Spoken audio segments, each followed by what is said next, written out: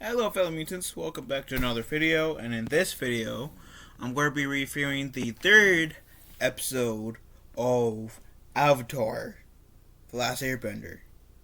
And I do mean the Netflix version of Avatar, The Last Airbender. Which is called Omashu. So essentially, Team Avatar is flying on Appa. Aang thinks he sees the Airbender, so they go in the direction of the Airbender, which Aang can tell is Omashu. When they get there, they have a hard time getting in because guards. Omashu, if you've seen the cartoon, you will know that Omashu is like a Earth Kingdom guarded place. So, it's not as simple as like, hey, let's walk right in there. You got, because they ain't going to let just anyone go in, right? So, this one guy says, hey, well, Kachiro says, can you get us in there? Because we need to find a friend. So, this one guy that later on in the episode is revealed to be Jet. And if you guys watch the cartoon, you know who Jet is. He helps Team Avatar get in, and they split up.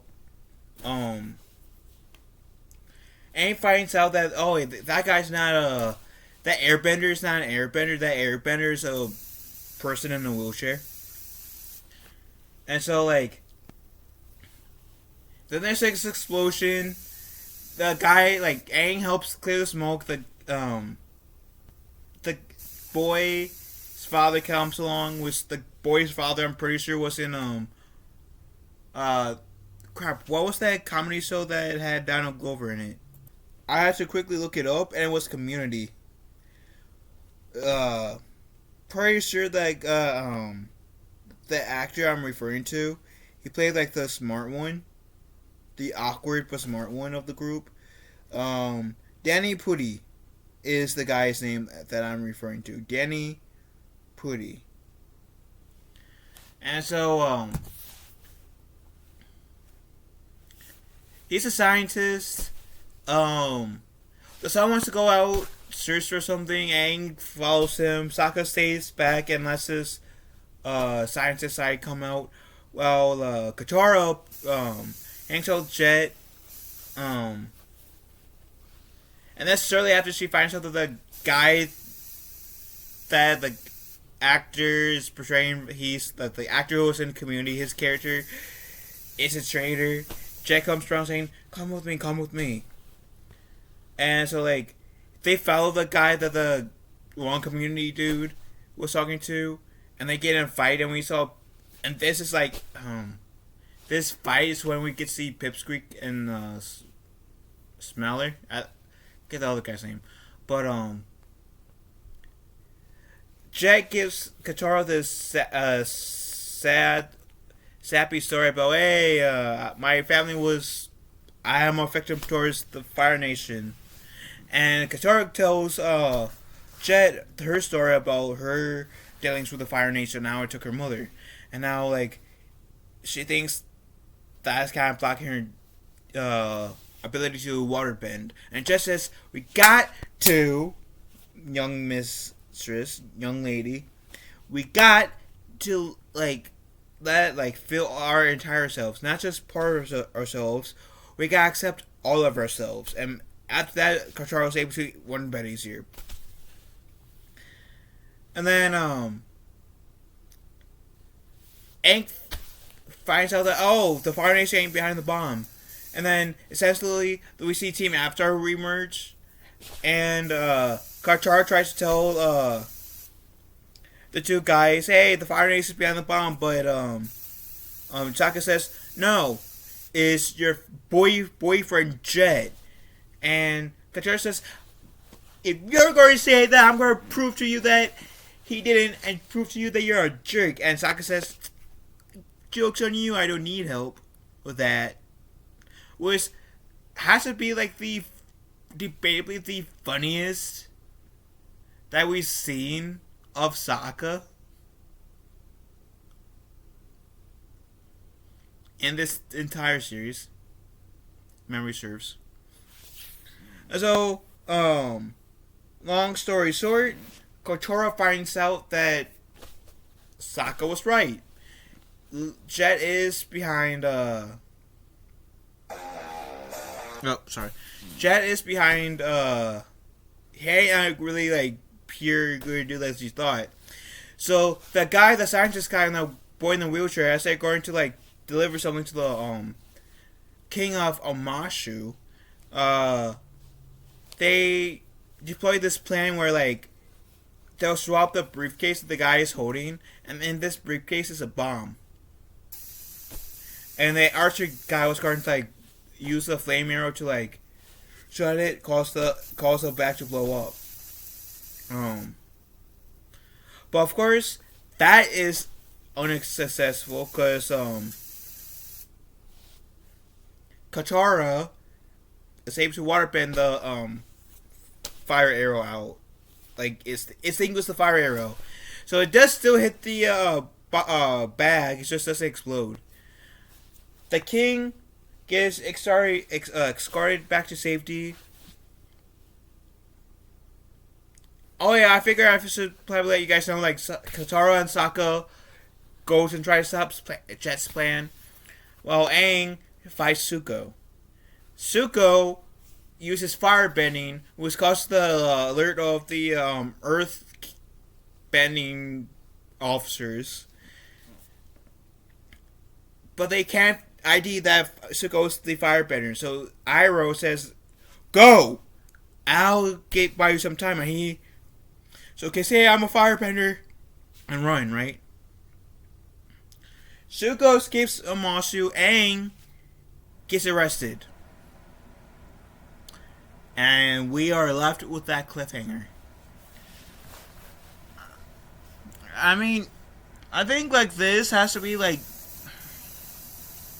out of the 3 episodes that I have reviewed, I have to say this may have to be the best one. At least the one that I favor, because I feel like they beautifully blended the whole Jet and the Omashu story all in one. And I feel like the changes that they did to differentiate themselves from the cartoon in this episode was the best that they've done in the series. Again, and I'm strictly talking about between the 3 episodes I reviewed. And I'm digging that we seen a glimpse of the king. So that was pretty cool. I'm not saying his name because, like, for those who hasn't seen the cartoon, I'm trying to save that review for, like, the next time I review it. And by the off chance that you guys haven't seen it, to give you guys a bit of time to catch up on, like, next week's episode before, like, I watch it and review it. Even though the series has been out for, like, a month now. It came out on my birthday. But still, I'm trying to be generous, y'all.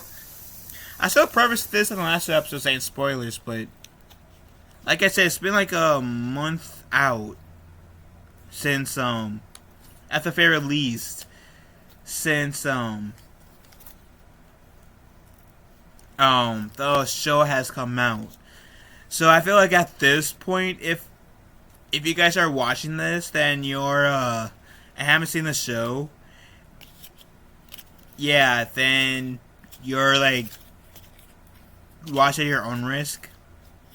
But I enjoyed this episode. I think it was good. I also do like there's one thing I do like, was like how Sula wrote a letter to General Shao saying, "If you stay loyal to me, I'll remember that when the time comes." And that definitely seem like an Azula thing to do. The only negative thing, like, that I think feel for me that's worth mentioning is that the fact that we see Ty Lee and Sula's two friends. I don't know why I'm spacing on their names, but we see Sula's two friends with her, right? In the cartoon, we technically, memory should be me right, don't get introduced to them until season 2, right? And to be fair, we don't really, like, we see Katara in the end of season 1, but we don't really get to, like, meet her officially per se until, like, season 2, because we only get to see her, like, frown, do that evil smile. We don't, like, really get to know her. But, like, Azula being this season, I am like, okay, whatever. But like, her two friends, I feel like they should have like kept her two friends until season 2 if they did season 2, because in this series, Azula